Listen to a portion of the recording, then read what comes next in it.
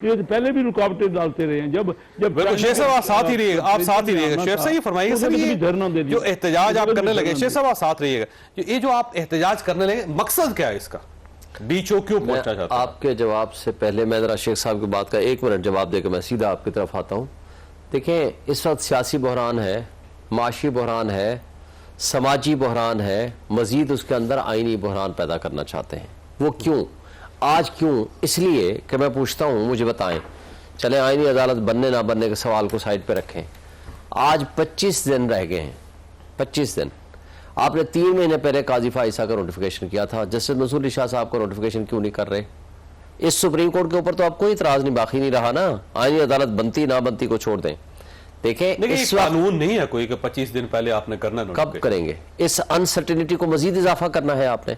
अगर आपकी प्रैक्टिस ये है कि पिछले साल आपने, जब कोई अनसर्टेनिटी नहीं थी कि नेक्स्ट चीफ जस्टिस काजी फाइसा ने ही बनना था, कोई एक्सटेंशन की बातें नहीं थी, आपने उस वक्त 3 महीने पहले कर दिया, 88 डेज पहले, और आज आपके 25 दिन पहले आप नोटिफिकेशन को रोक के बैठे हुए हैं। वो क्या वजह है?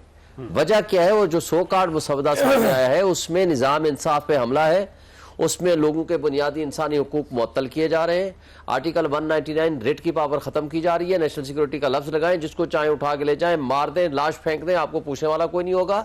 और उसके अलावा बतौर सजा जिस जज ने भी कोई आपकी नज़र में फैसला ऐसा दिया जो आपको पसंद नहीं आया, उठा के दूसरी हाईकोर्ट में भेज दे और उसको चीफ जस्टिस ना बनने दे।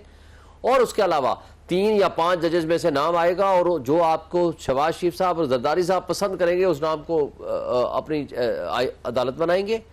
यानी जो एग्जेक्टिव जजेस को लगाएगी वो क्या इंसाफ करेंगे जिसके खिलाफ फैसले आने हैं? तो इसी तरह ये सिवाय आईनी बहरान पैदा करने के, लोगों के हुकूक पे गासिबाना हमला करने के अलावा और कुछ भी नहीं है। तो आप एहतजाज क्यों कर रहे हैं सर? ये रेड जोन क्यों पहुंचना चाहते हैं? देखें, आज जो एहतजाज हम कर रहे हैं ना, उसकी वजूहात आपके सामने है। नंबर 1, इंसाफ के निज़ाम पे हमला है।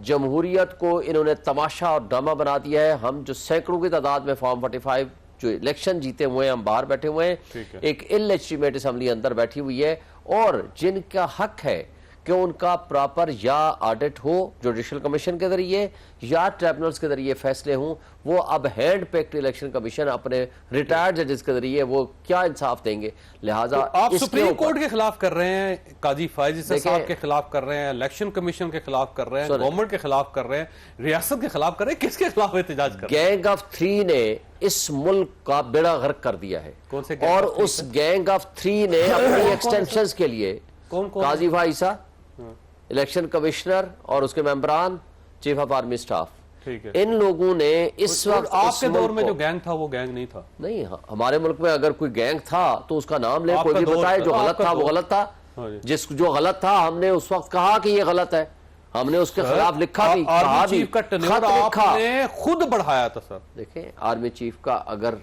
एक्सटेंशन हुई थी, सब लोग, अगर नहीं हुई, सुन लेना, सब लोगों की कंसल्टेशन और रजामंदी से लॉ में गवर्नमेंट लेके आई थी वो सर। देखें, दूसरी सब कंसल्टेशन छोड़े, जब गवर्नमेंट लॉ में अमेंडमेंट आई, लॉ में अमेंडमेट किस किसने की वजह से हुई थी? सब ने। वो गवर्नमेंट इनिशिएट ना करती जी। देखिए, सबने किया, हम भी शामिल थे। इमरान खान सब नहीं, आप गवर्नमेंट थे, गवर्नमेंट ने इनिशिएटिव लिया। खान साहब ने अपनी गलती उसको तस्लीम किया, ये गलती थी हमारी, तो अब हम इसको खत्म करेंगे। दूसरों को भी करना है ना गलती। इस वक्त क्यों चाहते थे? देखें, गलती एक गलती थी जिसको सबने सपोर्ट किया, करना तो उस वक्त की कंसिडरेशन अलग थी। आज कंसिडरेशन ये है कि आप सुप्रीम कोर्ट के मद्दे मुकाबले एक ऐसी कोर्ट बनाना चाहते हैं जो इसको अपने आप जेरे नगी कर ले। सुन ले ना, आपको रीजन दे दूं। आजाद अदलिया, आजाद ये बैठे हुए, आजाद अदलिया के लिए हम जद्दोजहद कर रहे हैं। हम ये कह रहे हैं कि मुल्क में जमहूरियत का इस्तेकाम हो और जमहूरियत सही मानों में आगे चले। हम ये कहते हैं कानून और आइन को तमाशा और चंद लोगों के हाथों में खिलौना मत बनाएं, और जो होप आखिरी रहेगी इंसाफ का निजाम। आजाद से ये फरमाइएगा कि ये चाहते हैं कि आजाद अदलिया होनी चाहिए, और आपको पता है कि आप लोगों ने एक मूवमेंट चलाई थी आजाद अदलिया के लिए, तो अब क्या आप इनके साथ खड़े हैं या फिर आप साइड? हम इनके साथ नहीं खड़े, हम आइन और कानून और आजाद अदलिया के साथ खड़े। तो आजाद अदलिया ठीक है। सवाल ये पैदा होता है कि जब आप सुप्रीम कोर्ट ऑफ पाकिस्तान के अख्तियारात अंडर आर्टिकल 184 आप कॉन्स्टिट्यूशनल कोर्ट को दे देंगे, आप 199 जो आर्टिकल है, जो रेट जुरिस्डिक्शन के फैसले होंगे उसकी जो अपील होगी 185 के तहत वो कॉन्स्टिट्यूशनल कोर्ट में जाएगी। आप सुप्रीम कोर्ट ऑफ पाकिस्तान को सुप्रीम कोर्ट कर देंगे और ये लफ्ज इंसर्ट हो जाएगा by virtue of that alleged proposed amendment वो कॉन्स्टिट्यूशनल सुप्रीम कोर्ट में। उसकी तैनाती जो है वो प्रेसिडेंट करेंगे और उनकी जो एज लिमिट है, जो हमें बहुत सारे मुसवदे मिल रहे हैं, अब पता नहीं कौन सा सही है और कौन सा गलत है, उनके अंदर ये है कि हाई कोर्ट के जजेस की तादाद वो जो एज है रिटायरमेंट की 68 है और शायद चीफ जस्टिस जो कॉन्स्टिट्यूशनल कोर्ट है जो हमारे पास मुसवदे आ रहे हैं उसके मुताबिक 78 है। तो 78 नहीं हो सकती सर, 78 साल नहीं हो सकती। मैं हमारे पास जो मुसवदे शेयर कर रहे हैं लोग हमारे पास आ रहे हैं, तो कई फिर रहे मार्केट में, कई बिजनेस कर रहे हैं। मैं एक छोटी सी बात बताता हूँ। एक सपेरा होता है और वो ना सांप जाके फेंकता है, बीन बजाता है, तो वहां पे लोगों से दाद लेता है, तो फिर उसको अल्टीमेटली खुद उठा के उसको उसमें बंद कर देता है और किसी जगह पे फिर वो इसी तरह फेंकता है, मजमा लगाता है, लोग आते हैं और वो बीन बजाता है, तो एक जेन्युइन वहां पे सच्ची मुच्ची निकल आता है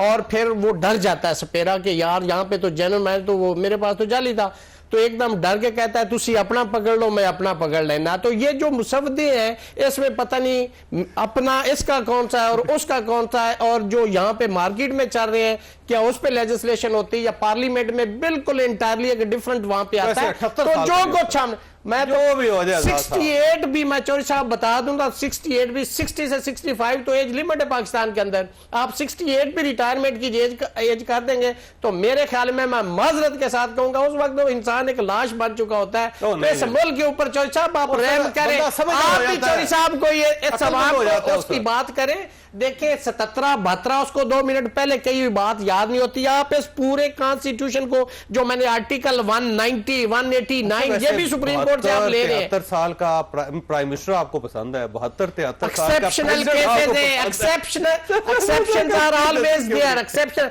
मैं कहता हूं कि 65 बिल्कुल एक आइडियल एज है और जो हाई कोर्ट के जज की 63 है वो एक आइडियल है, इनको नहीं छेड़ना चाहिए। कॉन्स्टिट्यूशन के साथ अगर आप जुल्फकार अली भुट्टो का एक मुत्तफिका आइन आप दरियाबोद करने के लिए जा रहे हैं, जितने आर्टिकल आप ये इसके अंदर अमेंड कर रहे हैं इससे बेहतर है इसका कॉन्स्टिट्यूशन 2024 नाम रख दें, आप इसको अमेंडमेंट मत करें, आप पूरा कॉन्स्टिट्यूशन ही आपने 35 यस करेंगे बिल्कुल तो नहीं। हम इस आइन के तहफ़्फ़ुज़ के लिए और जजेस को भी हमने खत लिखा है, हमने लिखा है कि ये जो आपने आइन के तहफ़्फ़ुज़ की कसम खाई हलफ दिया है आपने इस पे कायम रहना है, और वो जो दूसरी एक सियासी कोर्ट बनने के लिए जा रही आपने उसका हलफ नहीं लेना। अगर लेंगे तो that would be likely an amount of PCO court, आपको पीसीओ जज कहा जाएगा। हम इसके पीछे खड़े, इस आइन का तहफ़्फ़ुज़ हम करेंगे, काले कोर्ट वाले इसके लिए जो भी जदोजहद करनी हुई हम करेंगे। जब एग्जेक्टिव अपॉइंट करेगी जिनके खिलाफ फैसले आने हैं पोस्ट करता है जी, किसने कहा? जुडिशल कमिशन आज प्राइम मिनिस्टर अगर नोटिफिकेशन जारी ना करे चीफ जस्टिस का, प्रेसिडेंट ना करे,